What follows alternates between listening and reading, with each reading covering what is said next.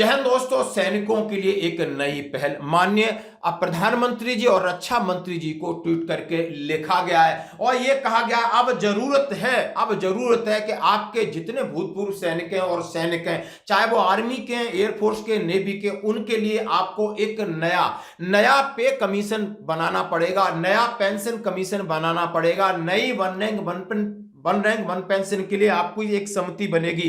आपके जितने welfare provision है, सर्विंग सोल्जर हो या रिटायरीज हो, उनके लिए आपको अलग से प्रावधान करना पड़ेगा, यानी सर्विस कंडीशन और उनके फंडामेंटल राइट को प्रोटेक्ट करने के लिए बनाना पड़ेगा। एक्स सर्विसमैन के लिए रीसेटलमेंट के लिए हो, चाहे उनके लिए रिजर्वेशन की बात हो, स्किल डेवलपमेंट की बात हो, उनके टैक्स छूट की बात हो, टोल टैक्स की बात हो, हेल्थ केयर की बात हो, एजुकेशन की बात हो, ग्रेवियंस और रेड्रेसल सिस्टम की बात हो, उन्होंने कहा है पॉलिटिकल एम्पावरमेंट की बात हो, सैनिकों तमाम चीजों को लेकर एक चिट्ठी दी है और चिट्ठी देकर कहा है कि सर मैं आपके सामने ये चीजें रख रहा हूं क्योंकि आज सैनिक महसूस कर रहे हैं, अपनी उपेक्षा महसूस कर रहे हैं और हम आपसे अपेक्षा करते हैं, यानी हम आपसे उम्मीद करते हैं कि आप सैनिकों को बाकी लोगों की तुलना मत करिए, सैनिकों के लिए अलग से कुछ व्यवस्था करिए। और उन व्यवस्थाओं में वो चीज उन्होंने शामिल की है कि आप सुन के हैरान हो जाओगे। उन्होंने कहा आज सैनिक जंतर मंतर पर क्यों घूम रहा है, आज सैनिक एक इंडिविजुअल भी एएफटी के पीछे घूम रहा है, सुप्रीम कोर्ट में जा रहा है, वन रैंक वन पेंशन की विसंगतियां हो, मिलिट्री सर्विस पे को लेकर के हो, डिसेबिलिटी पेंशन को लेकर के हो, या उन्होंने कहा है कभी पुलिस वाले किसी सैनिक को मारपीट कर देते हैं, तमाम ऐसी समस्याएं। सैनिकों की बातें सब करते हैं लेकिन सैनिकों के लिए कौन क्या कर रहा है, ये बात कही उन्होंने। ये बात कहा कि 73 से पहले सैनिकों को, हम आपसे बात कर रहे हैं, 70% पेंशन मिलती थी, 50% पेंशन कर दिया और धीरे धीरे जितने वेतन आयोग बनते जा रहे हैं वो केंद्र सरकार के कर्मचारियों को बराबर कर रहे हैं। चाहे आप 8 घंटे नौकरी कर रहे हैं, 24 घंटे नौकरी कर रहे हैं, कोई फर्क नहीं रखा। आपकी जान जा रही है, लगातार आप शहीद हो रहे हैं और आप घर में एसी में बैठ के काम कर रहे हैं, आपने कोई फर्क नहीं छोड़ा। आपका पे अलाउंस सब आपने बराबर कर दिए। जब शुरुआत थी, जब देश गरीब था, जब देश की अर्थव्यवस्था खराब थी, तब आपने सैनिकों को तरजीह दी। लेकिन आज क्या सैनिक लड़ाई बंद हो गई है? आज की डेट में हम लोग बहुत बेवकूफ बन चुके हैं, इसके आगे नहीं बनेंगे। मैंने एक प्लेज लिया है, मेरी पूरी फैमिली ने प्लेज लिया, हम कभी वोट नहीं करेंगे। 200 ये पुलिस के, दिल्ली पुलिस के मेरे पर हमला किया। जो हंगर स्ट्राइक पे बैठे अनटू डेथ पे, उनकी हालत दिन पे दिन बिगड़ रही है। क्या सरकार ने सोचा? हमने आते ही पहले बजट में वन रैंक वन पेंशन का काम कर दिया। नीयत खराब हो गई है, नीयत में तब्दीली है। आपके बाबू नहीं देना चाहते। वो बॉर्डर पे बैठ के ये तो नहीं बोलता मैं 4 गोली आएंगी तो मैं 2 खाऊंगा। जब वो 4 खा रहा है तो आप गवर्नमेंट किसके लिए नेगोशिएशन कर रहे हैं? मेरी कोशिश है जल्दी से जल्दी करें। सन 73 में आपने हमारी पेंशन 70 से घटाकर 50 क्यों करी और अपनी 30 से बढ़ाकर 50 क्यों करी? बहुत गलत चीज है, ये बहुत गलत चीज है। क्या आज सैनिक अपना काम नहीं कर रहे हैं? आप उनकी उपेक्षा, उनका डिग्रेडेशन क्यों करते जा रहे हो? लगातार इस बात को एक कर्नल विर्क साहब ने एक ड्राफ्ट तैयार किया, मैं आपके सामने रखना चाहता हूं। उन्होंने माननीय प्रधानमंत्री जी को, रक्षा मंत्री जी को भेजा है। आप सुनकर के हैरान हो गए कि क्या क्या चीजें डाली हैं। उन्होंने सब चीजें डाली हैं और आपको मैं हिंदी में भी पढ़ाऊंगा। और सीधा सीधा उन्होंने कहा है Indian armoured force welfare act बने, एक Indian armoured force welfare act बने और उन्होंने सब चीजों को समाहित करने की कोशिश किया है। चाहे आर्मी, एयरफोर्स, नेवी के कोई भी जवान है, सर्विंग है, रिटायरमेंट है, उनके डिपेंडेंट हैं, उनको फाइनेंशियल असिस्टेंस हो, हेल्थ केयर हो, एजुकेशन हो, एम्प्लॉयमेंट हो, ग्रेवियंस रेड्रेसल सिस्टम, तमाम उनकी समस्याएं, पे कमीशन की समस्याएं, सबका निवारण करने के लिए आपको एक Indian armed forces welfare act बनाना पड़ेगा। और एक्ट के लिए उन्होंने कहा है सबसे पहले क्या क्या चीजें डालनी है। सेपरेट पे एंड पेंशन कमीशन, उन्होंने बोला है कि सेपरेट पे कमीशन और पेंशन कमीशन हो। एस्टेब्लिशमेंट ऑफ सेपरेट पे commission, form Permanent Armed Forces Pay and Pension Commission dedicated to address the unique service condition of armed forces personnel.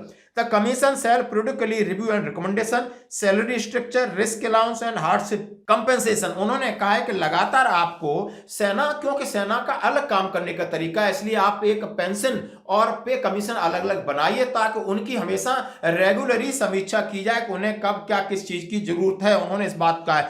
उन्होंने कहा है कि उनके जोखिम बढ़ते हैं, कठिनाई है, उनके मुआवजे, पेंशन, सभी स्तरों पर समानता सुनिश्चित करना, मुद्रास्फीति समायोजन, आयोग में सशस्त्र बलों, रक्षा मंत्रालय, स्वतंत्र विशेषज्ञों के प्रतिनिधि शामिल हों। उनका pension ensuring party across the rank of inflation adjustment. The commission shall include representation from the armed forces, ministry of defence and independent expertise. उन्होंने कहा है कि इसके लिए जितने भी विद्वान हैं उनको सब शामिल किया जाए।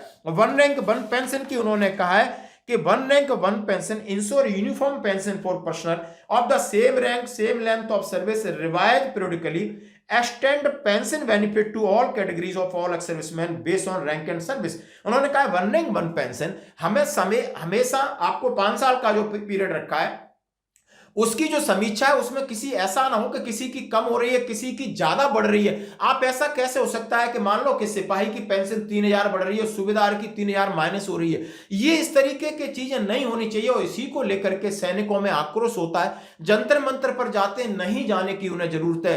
High court, supreme court, AFT में नहीं जाने की जरूरत है। उनकी जो भी समस्याएं ये आप जब इस बात का गठन करोगे तो यहां पर उनका सॉल्यूशन होगा। उन्होंने कहा है welfare provision of serving personal हो या प्रोटेक्शन ऑफ फंडामेंटल राइट की बात की या welfare provision of ex serviceman department की का उन्होंने कहा है इनहेंस सर्विस कंडीशन, जो सर्विंग सोल्जर हैं यानी उनकी जो सर्विस कंडीशन के हिसाब से उनके साथ ट्रीट किया जाए।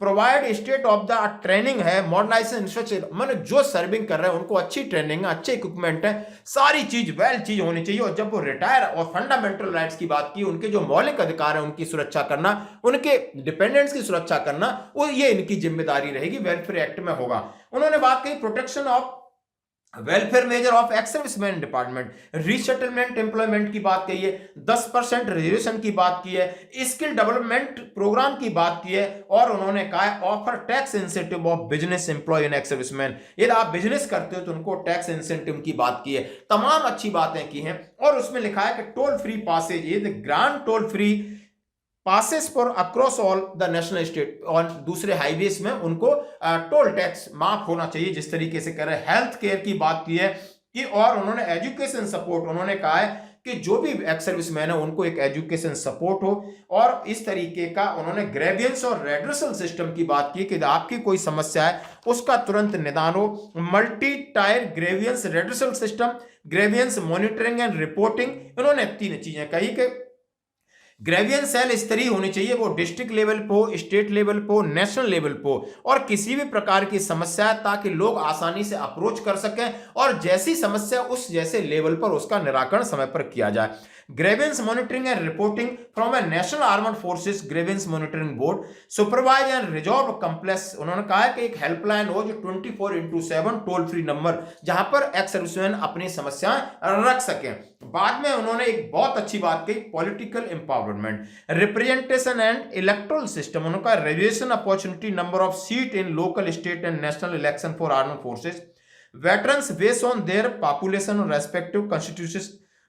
उन्होंने कहा है इनके लिए रिजर्वेशन मिले, राजनीति में मिले और कहां से मिले, चाहे आप नीचे नगर पंचायत हो, नगर पालिका हो, असेंबली हो, लोकसभा हो, जहां पर जो जिस जैसी कंस्टिट्यूएंसी है, जहां पर जितने ज्यादा एक्स सर्विसमैन है उनको इसको वरीयता देना चाहिए क्योंकि सब लोग देशभक्ति की बात करते हैं, सैनिकों की ईमानदारी की बात करते हैं, सैनिकों के अनुशासन की बात करते हैं, सैनिकों की पारदर्शिता की बात करते हैं। हमारा सिस्टम से है, हम नहीं, हमारा सिस्टम इतना अच्छा है, हम वहां से जो अच्छे लोग आते हैं तो आप उन्हें रिजर्वेशन दे करके राजनीति में ला सकते हो। बहुत सारा सुधार यदि आप समाज का चाहते हो, देश का चाहते हो, इसके लिए उन्होंने कहा है कि तो कोई सैनिक रिटायर्ड होकर आता है कम से कम 4 से 5 साल वो पहले तो अपनी लोकेलिटी में घूमे, समस्याओं को समझे और 4-5 साल के बाद उसके लिए एक रिजर्वेशन तय होना चाहिए कि आप चुनाव लड़ सकते हो, कोई भी पार्टी उसको हायर कर सकती है। दोस्तों क्या ये बात गलत है?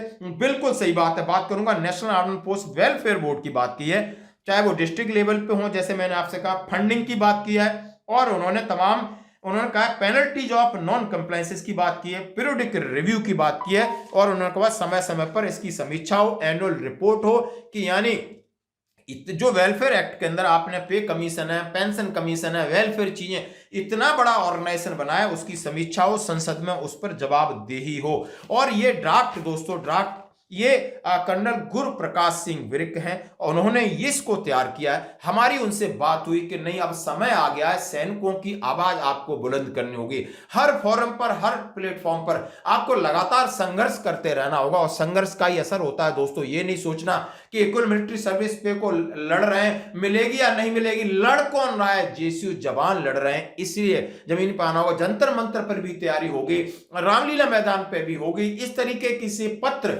व्यवहार भी हम करेंगे। हम अपने तरीके सारे हैं जो हमारे सेना में हमें सिखाए, वो हम पूरे तरीके अडॉप्ट करके सरकार के सामने अपनी समस्याओं को ले जाएंगे, क्योंकि सैनिकों का आर्थिक सम्मान हो, सामाजिक सम्मान हो, उसके साथ शोषण अब नहीं होना चाहिए। दोस्तों, आपकी क्या राय है इसके ऊपर जरूर कमेंट्स करें। धन्यवाद।